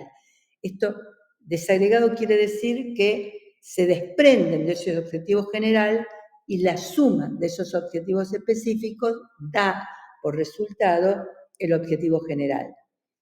Esto, de manera práctica, se comprueba de varias maneras, digamos, pero una manera nueva que acabamos de ver ahora, mirando el trabajo de Fede, es viendo si hay congruencia entre lo que cada objetivo se plantea. Si un objetivo se plantea sobre los diseñadores y el otro, bueno, también en lo de Vanessa parecía lo mismo. Si un objetivo va a ser los diseñadores y el otro va a ser la enseñanza, si el otro va a ser... Ahí no hay tesis, ahí hay una cosa que es interesante, sobre la que hay que empezar a meterse, pero que hay que focalizar, Entonces, luego están los antecedentes, la hipótesis la pasamos por alto, están los antecedentes, el marco teórico, que son los conceptos operativos para el abordaje del objeto de estudio. O sea, ¿qué conceptos específicos, 2 o 3, voy a poner en juego para abordar mi problema de estudio, que siempre mi problema de estudio tiene dos partes, una parte teórica y una parte empírica. Yo me pregunto sobre los procesos de representación en esta comunidad. Esta comunidad agrícola o eco no sé cuánto, es mi mundo empírico. ¿Quiénes tienen definido el mundo empírico de los que hemos hablado aquí? Me parece que Melissa es la única que lo tiene más o menos. Y posiblemente Fede, cuando dice la marca en los yerbateros, de Misiones o Verá. En los demás casos todavía no está delimitado, de lo que hemos hablado, ¿eh? No está, bueno, otro que tiene delimitado el mundo empírico es Gabriel, aunque se lo mandamos a mirar de nuevo, pero ese es el mundo empírico. En el caso de Gabriel, esas revistas. En el caso de Fede, las imágenes. En cambio, en el caso de Vanessa, no había mundo empírico, y en el caso, bueno, son los que vimos hoy. Entonces, el marco teórico tiene que ver, bueno, yo voy a abordar la IA en la marca ciudad, en la marca de la yerba, con estos conceptos. ¿Qué necesito? Un concepto de IA, un concepto mínimo, ¿no? Un concepto de IA y un concepto de marca, ¿no? Y ahí no es tan sencillo, porque los conceptos de marca son un montón. Son un montón. Entonces no puedo decir la marca es como dice Wikipedia. No. Tengo que leer todo lo que se ha escrito sobre marca. No todo, pero... Pero podría tomar partido de alguna línea, por ejemplo, Tomás Maldonado, de repente. Tal cual, siempre se toma partido, siempre. Se toma partido sobre una línea, pero como hay una cosa que se llama estado de la cuestión, yo para tomar partido de una, tengo que mencionar a las otras. Es decir, hay imágenes que son así, imágenes que se consideran así y otras que se consideran así. Yo voy a tomar esta. Sí, Vero.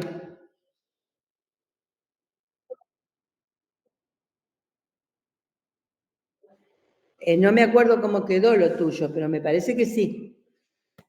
Me parece.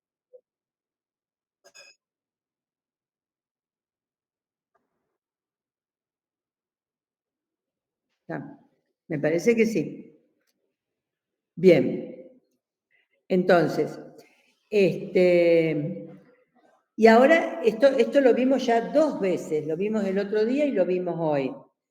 Lo que hemos incorporado hoy es tipo y diseño de investigación, si es experimental o no experimental, si es cuantitativo, o sea, lo que van a tener que poner es si es experimental o no experimental, si es cuantitativa o cualitativa o mixta, y si es un estudio de caso o no. En realidad, si no es un estudio de caso, no hace falta decirlo, pero cuando es un estudio de caso sí hay que decirlo y justificarlo.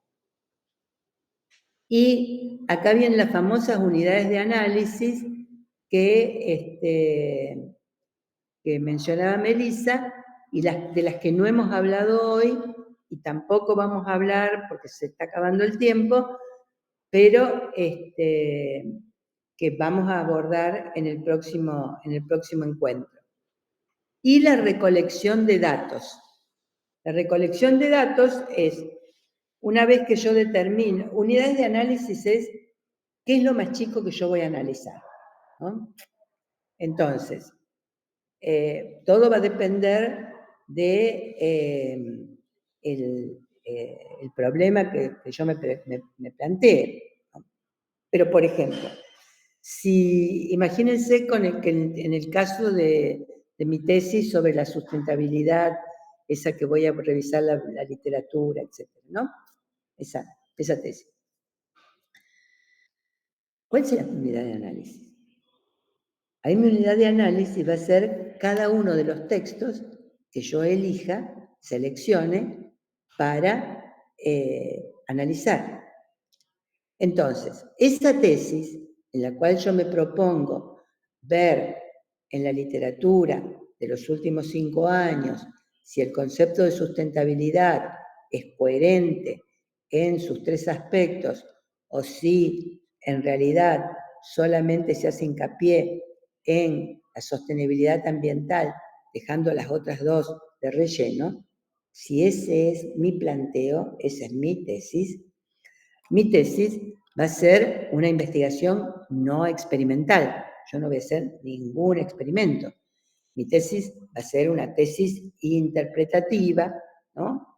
Ni siquiera voy a explicar, yo no me pregunto por qué se da eso. Yo me pregunto, quiero ver si esto es así.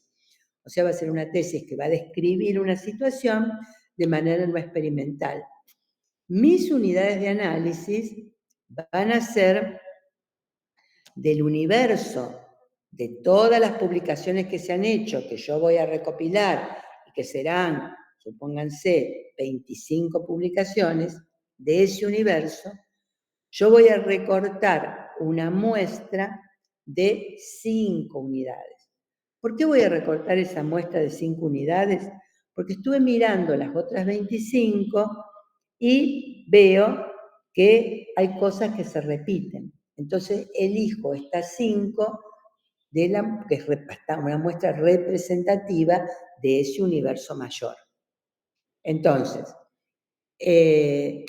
mis unidades de análisis van a ser esas 5 que voy a analizar. Cada una va a ser unidad 1, unidad 2, unidad 3, unidad 4, unidad 5. ¿No? En el caso de Laura Díaz, la unidad 1 va a ser el no sé qué emprendimiento, en la unidad 2 el otro, en la unidad 3 el otro, y en la unidad 4 el otro emprendimiento. Y viene la recolección de datos, que es una de las partes, lo que se conoce como trabajo de campo, ¿no? ¿Con qué técnicas voy a recolectar los datos? Esas técnicas van a depender del tipo de datos que necesite. Si mis datos que necesito son cualitativos o cuantitativos, van a ser distintos. Y el procesamiento, ni vamos a hablar de eso, vamos a quedarnos en los datos, en la recolección de los datos, y tengo una última plaquita para eso.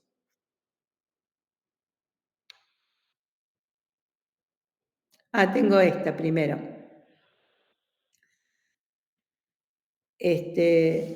Bueno, este es un cuadrito para las investigaciones no experimentales, que son la mayoría de las de ustedes, ¿no? Que son, puede haber diseños longitudinales, que no los hay en el caso de ustedes, en general son transeccionales, o sea, cortan una sección, y pueden ser exploratorios, pueden ser descriptivos, o pueden ser correlacionales causales, que es lo que hemos estado viendo hasta ahora. Y que no está terminado de aprender, lo podemos volver a tomar.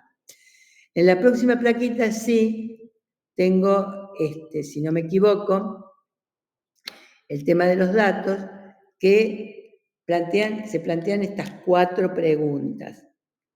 ¿Qué tipo de datos necesito? ¿Dónde los encuentro?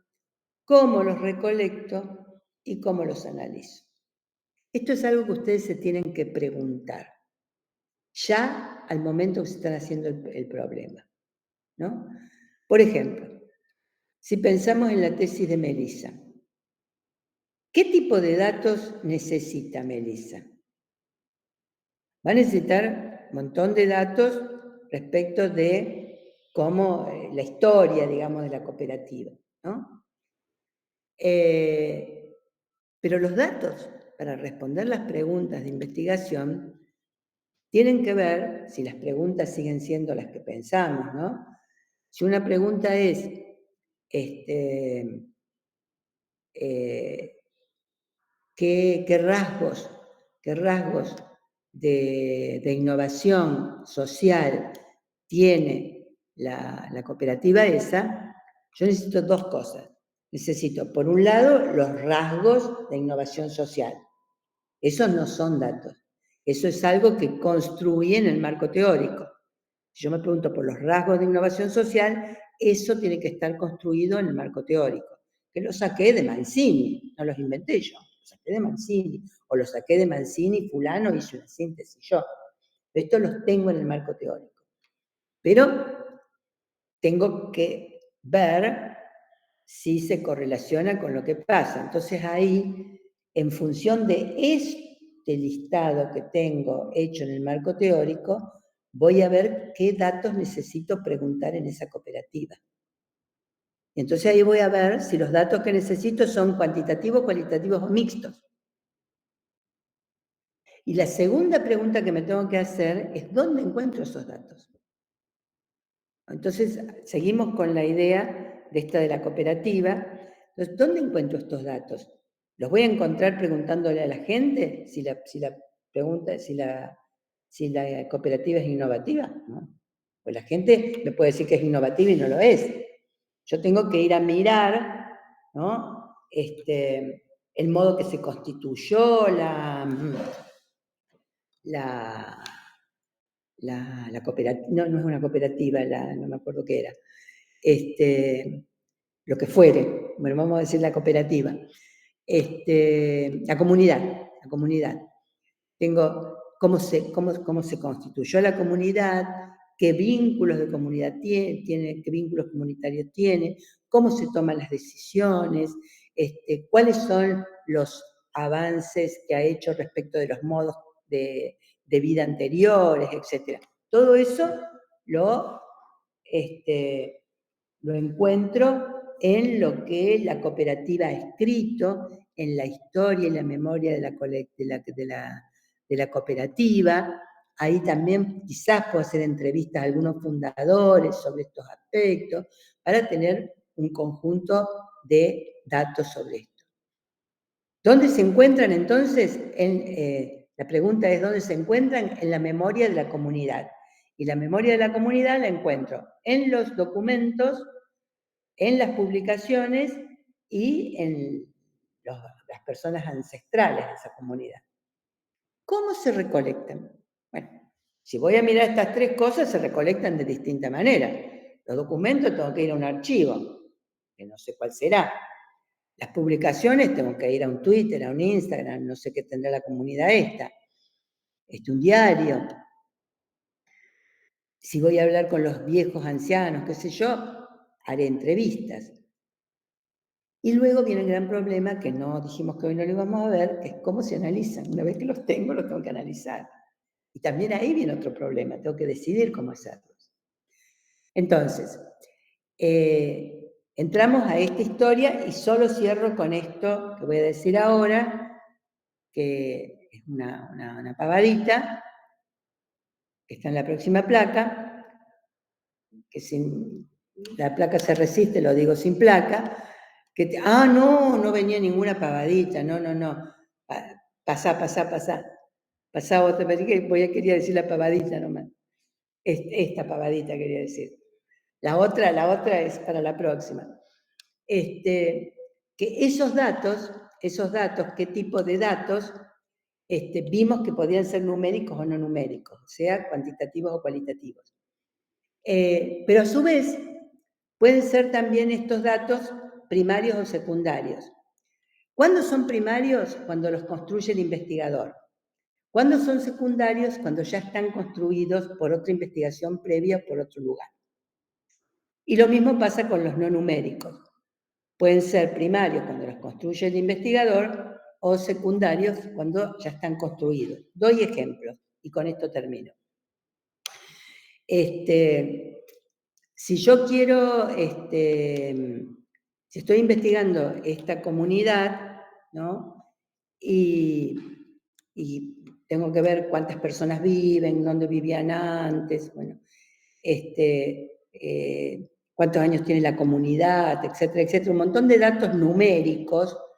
Esos datos son secundarios porque ya están construidos, yo no tengo que ir a contar la comunidad, ya están en algún lado. Los voy a usar, son importantes, pero ya están, ¿no? Lo mismo en el caso de Verónica, que quiere hacer el sombreado ese a lo largo de la costa del río. Bueno, voy a necesitar un montón de datos numéricos sobre temperatura media, temperatura, no los voy a construir, ya están. Los tengo que ir a buscar en el servicio meteorológico, etcétera, etcétera. Son datos secundarios. Los datos numéricos son los que yo construyo. Por ejemplo, un dato numérico sería, por ejemplo, ¿no? Cuántas personas en esa comunidad tienen expectativa de que la comunidad se extienda a otras comunidades similares en el término de 5 años. Bueno, va a decir que un 40%, que un 30%, pero esa la tengo que construir yo. Tengo que hacer una encuesta para construir ese dato. Y lo mismo pasa con los cualitativos. Los no numéricos, si yo, por ejemplo, hago una entrevista para ver qué piensan sobre las expectativas también, bueno, pero eso es una cuestión cualitativa, entonces, no numérica, construida por mí, porque hice yo las entrevistas, etc. En cambio, si voy a trabajar sobre las expectativas de los jóvenes y los consumos culturales de los jóvenes, no tengo necesidad de ir a hacer yo una encuesta para esto, sino que tomo la encuesta que ya hizo tal observatorio, la encuesta que hizo, que está lleno de estas encuestas, tomo como un dato secundario no numérico. Ah, no, pero no, si es encuesta es numérica, perdón. Pero tomo una entrevista, por ejemplo, que ha sido publicada en un diario, ¿no? Y ya ha sido construida, ya está la entrevista, la tomo, es un dato secundario porque no lo construí yo, sino que estaba ya construido por otro investigador. Queda un minuto para que expresen sus opiniones, preguntas, dudas. Con respecto a esta distinción de datos, ¿en una misma metodología se puede combinar una encuesta y una entrevista? Obvio. Pero como al mismo momento, tiene que estar como bien estructurado como encuesta y como entrevista. Sí, son separadas. Al mismo momento no. Son dos separadas. Una cosa es la encuesta, otra cosa es la entrevista. Bien. Y a mí me quedó una pregunta de cuando hablábamos de los tipos de investigación y el ítem de las de construcción, cuando se hablaba de los objetivos en torno a la construcción. Habían dado el ejemplo de el libro o algo objetual. Sí. En mi caso yo planteo como la construcción de un modelo teórico conceptual propositivo para estrategias proyectuales. Sí.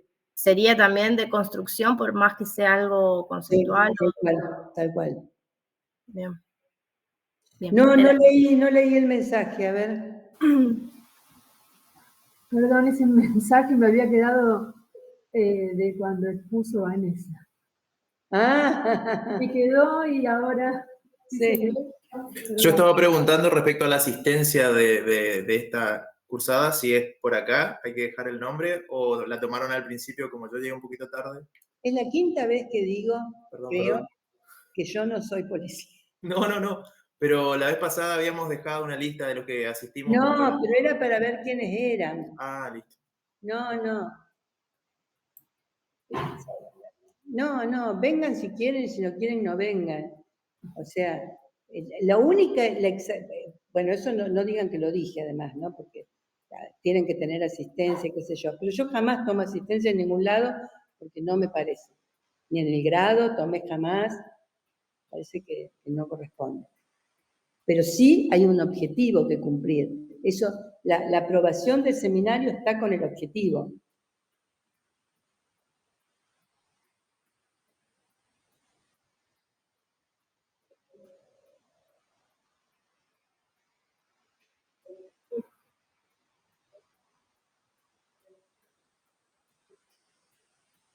Lo iba a borrar y me quedó. Y ahora Claro. cuando Federico escribió.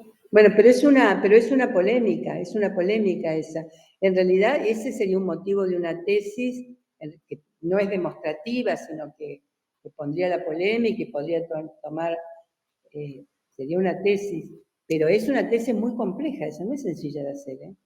Es una tesis muy compleja que requiere mucho manejo de teorías cognitivas. Y sobre todo ahora que las teorías cognitivas están tan en el candelero, porque realmente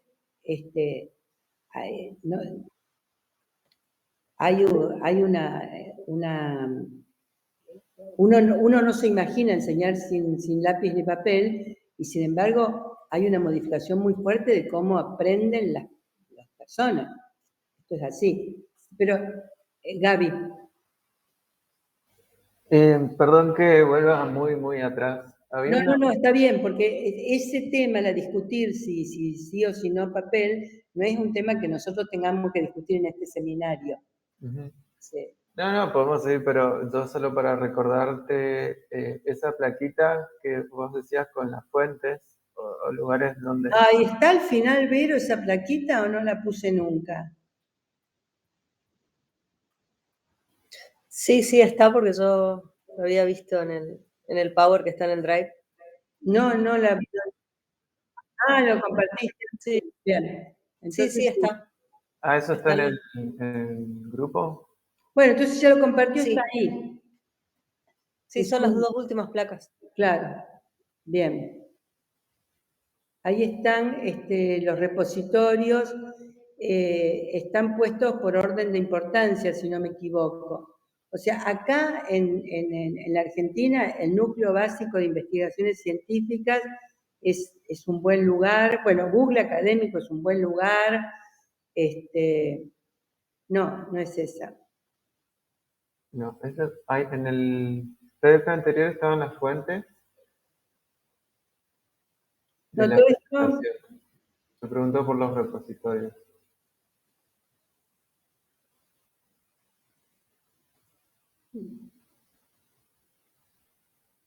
acá está. Bueno, base de datos y librerías electrónicas. El CAICIT y Núcleo Básico de Revistas Argentinas es lo mejor que tenemos nosotros acá. El MinCit también es importante para ustedes. Redalic, Scopus. Creo que muy poca gente de diseño llega a publicar en Scopus, casi nadie. Pero bueno, DOA, Reddit, son todos lugares, faltan. Acá también está Cielo. Pero bueno, los repositorios universitarios, no sé si la UNOVA tiene un repositorio universitario, pero el de la UNLP es muy rico en diseño, está bueno, el de la UBA también, en diseño, y bueno, y Google Scholar es una buena cuestión. No, en cambio no Academic, porque Academic se maneja, todos estos repositorios que he puesto, incluido Google Scholar, se manejan, bueno, Google Scholar no, estos repositorios no cosechan, esta es la diferencia, estos repositorios se entra por calidad. En cambio, Google Académico cosecha. Y Academic no cosecha, sino que Academic se postula. Pero la diferencia entre Academic y cualquiera de estos repositorios es que en Academic uno entra con la sola condición de haber puesto un paper, y no hay nadie que valide ese paper. Entonces, acá esto está validado por pares, estos repositorios. Google Académico cosecha, o sea, no tiene ninguna validación por pares, pero los cosechadores de Google Académico son buenos y cosechan en estos repositorios.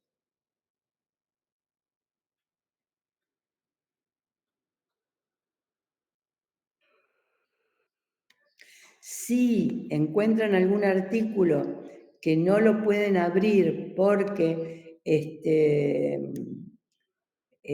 pago, la biblioteca de la institución a la que pertenecen tiene acceso, porque son de libre acceso las bibliotecas tienen tratos con distintas organizaciones, y entonces en las bibliotecas, depende de la biblioteca, en muchos casos se los imprimen y se los mandan, y en otros casos tienen que ir a leerlo y consultarlo en la biblioteca.